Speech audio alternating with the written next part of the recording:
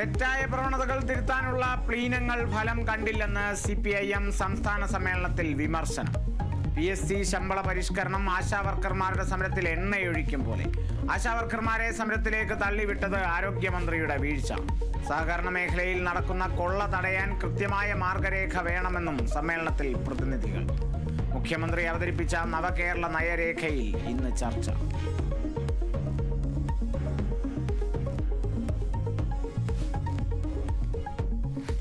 മലപ്പുറം താനൂരിൽ നിന്ന് നാടുവിട്ട് മുംബൈയിലെത്തിയ പെൺകുട്ടികളെ ഇന്ന് നാട്ടിലെത്തിക്കും. കോടതിയിൽ ഹാജരാക്കിയ ശേഷം ബന്ധുക്കൾക്ക് വിട്ടു നൽകും. കുട്ടികൾക്കൊപ്പം ഉണ്ടായിരുന്ന യുവാവ് കസ്റ്റഡിയിൽ. പെൺകുട്ടികളെ മുംബൈയിൽ നിന്ന് കണ്ടെത്തിയത് ഇന്നലെ.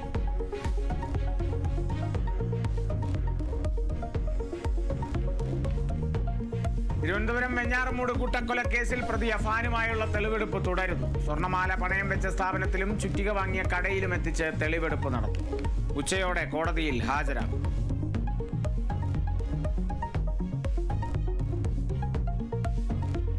ലോക വനിതാ ദിനത്തിൽ സമരം ഘടിപ്പിക്കാൻ ആശാവർക്കർമാർ. സെക്രട്ടേറിയറ്റിന് മുന്നിൽ ഇന്ന് മഹാസംഗമം. വിവിധ സംഘടനാ പ്രതിനിധികൾ സമരപ്പന്തലിലെത്തും. സമരം 27ാം ദിവസം.